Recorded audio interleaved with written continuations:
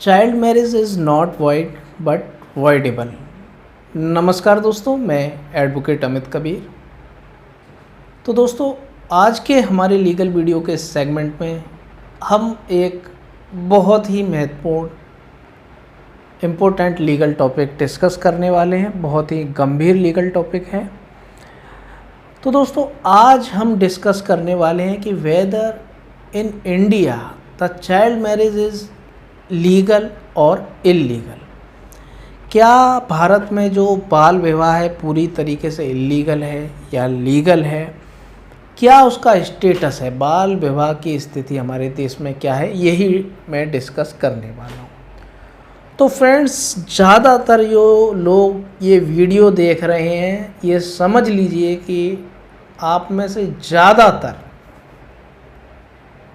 Above the 95% of my viewers जो ये देख रहे हैं और जो नहीं भी देख रहे हैं, उन्हें ये नहीं पता कि बाल विवाह की भारत में स्थिति क्या है। वो यही समझते हैं कि जो बाल विवाह है, यदि बाल विवाह करा भी दिया जाता है एक लड़के और लड़की के बीच में, तो वो माना नहीं जाता है और उन दोनों को सज़ा हो जाएगी या उनके माँ बाप को सज़ा हो जाएगी। इस तरीके की उनकी ये धारणाएं हैं। तो फ्रेंड्स, सबसे पहले इस टॉपिक को डिस्कस करने से पहले हमें ये पता होना चाहिए कि जो the prohibition of child marriage act 2006 है, जिसका अमेंडमेंट 2021 में हुआ, उसके अंतर्गत चाइल्ड की डेफिनेशन क्या है? Who is a child under the prohibition of child marriage act 2016। तो चाइल्ड, बच्चा कौन है? यदि वो मेल है तो उसकी एज बताई गई है who is under the age of 21, जो 21 एज से कम का है। और इफ़ सी इज़ इफ़ क्या है, वो एक महिला है, फीमेल है, तो ही शुड बी उसकी एज कितनी होनी चाहिए? वो 18 साल से कम की है तो वो एक बच्ची है। तो ये बच्चे की डेफिनेशन है कि यदि वो एक मेल है, पुरुष है, तो उसकी आयु कितनी होनी चाहिए? 21 वर्ष से कम होनी चाहिए। यदि वो महिला है तो उसकी एज 18 वर्ष से कम होनी चाहिए। हालांकि जब 2006 से पहले का जो कानून था, जो 1929 का कानून था, उसमें जो चाइल्ड की डेफिनेशन थी उसमें थी कि 14 साल लड़की के लिए और 18 साल लड़के के लिए। मतलब 14 साल से कम उम्र की यदि लड़की है तो वो उसे बच्चा माना जाएगा। For the purpose of this act, child prohibition act के अंतर्गत उसे बच्चा माना जाएगा।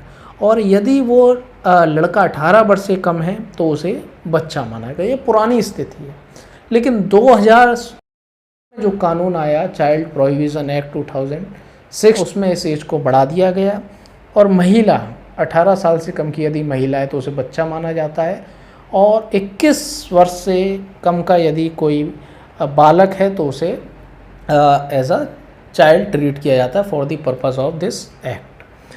तो फ्रेंड्स, ये आपने समझ लिया कि चाइल्ड क्या है। तो इन चाइल्डों के बीच में यदि मैरिज होती है, मतलब कि यदि लड़की 18 वर्ष से कम है और लड़का 21 वर्ष से कम है, उनके बीच में शादी होती है, तो ये क्या कहलाता है? ये कहलाती है child marriage.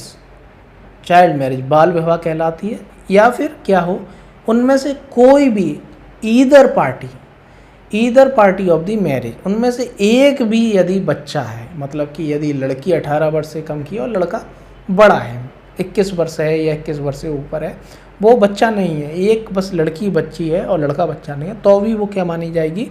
It is child marriage.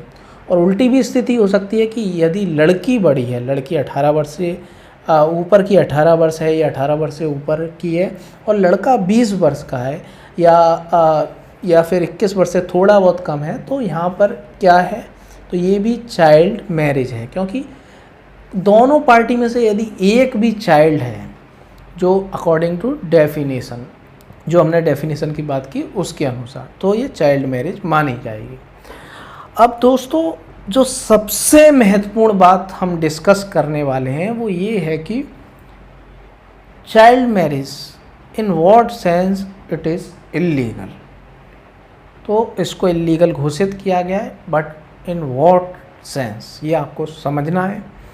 तो ये अवैध है, इसका मतलब ये नहीं है, इसको कई जगह इलीगल कहा गया, कई जगह कहा गया कि इट इज़ लीगल।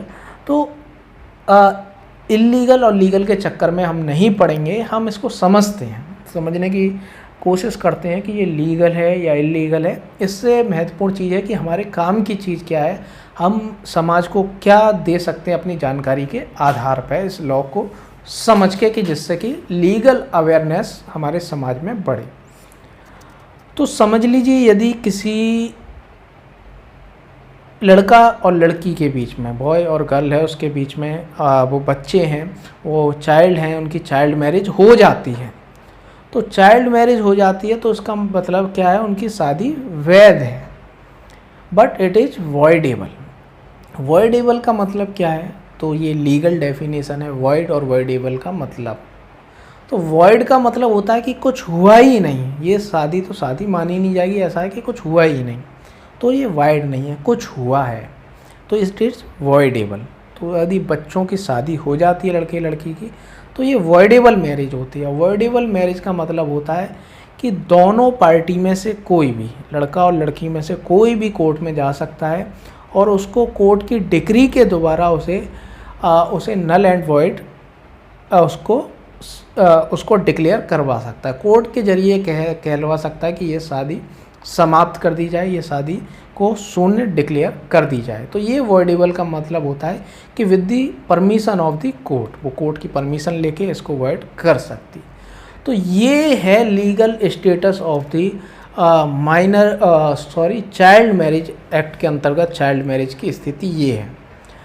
अब अवैध क्यों उसे ज़्यादातर कहा जाता है कि ये पूरी तरीके से अवैध है या फिर अवैध है, इल्लीगल है, तो उसका मतलब ये है कि जब भी जो डोरी प्रोहिबिशन ऑफिसर होता है या कोई भी पुलिस वाला हुआ, कोई भी समझदार व्यक्ति हुआ, उसे ये जानकारी मिल जाती है कि कोई सेरेमनी कराई जा रही है, कोई चाइल्ड मैरिज कराई जा रही है, परफॉर्म करी जा रही है, और कराने से पहले ही उसकी जानकारी मिल जाती है, तो यहाँ पर उसको रोका जा सकता है, पुलिस जा सकती है और तुरंत उस सेरेमनी को रुकवा देगी, और जो भी वो सेरेमनी को करवा रहा है उसके लिए उसके माँ बाप हों, कोई भी हो, उन्हें अरेस्ट किया जा सकता है और उनको यहाँ पर इम्प्रिजमेंट की सज़ा और फाइन की सज़ा जो अकॉर्डिंग टू लॉ है वो उन्हें मिलेगी। जो चाइल्ड मैरिज प्रोहिबिशन एक्ट के अंतर्गत उनको सज़ा मिलेगी। तो ये इन दिस सेंस इलीगल है कि चाइल्ड मैरिज को रोका जा सकता है, और जो भी करवा रहे हैं। और इलीगल इन सेंस में भी यदि शादी हो भी जाती है तो जिन लोगों ने भी वो शादी कराई, जो माँ बाप हैं, जो पुरोहित है, जो चर्च का पादरी है और जो भी धार्मिक गुरु है, वो ऐसी मैरिज कराता है, और होने के बाद भी उन बच्चों को तो सज़ा नहीं दी जा सकती, क्योंकि ये वो क्या है, they are minor, they are under the age of 18 year और 21 ईयर ऑफ एज, तो उनको तो सज़ा यहाँ नहीं मिलेगी। लेकिन जिन लोगों ने शादी कराई उनको शादी होने के बाद भी सज़ा मिल सकती है। लेकिन शादी क्या है, यहाँ पर विधि मान्य है, और उसको चुनौती कोई भी पार्टी दे सकती है, लड़का या लड़की दे सकती है जिनकी यहाँ पर बाल विवाह कराया गया है। अब बात आती है कि वो कब तक यहाँ पर उसको चुनौती दे सकते हैं। किसी लड़की की शादी कराई गई, वो 17 साल की थी, उसकी शादी कराई गई, तो वो कब तक इसको यहाँ पर चुनौती दे सकती है कोर्ट में कि इसको वॉइड, नल एंड वॉइड घोषित किया जाए।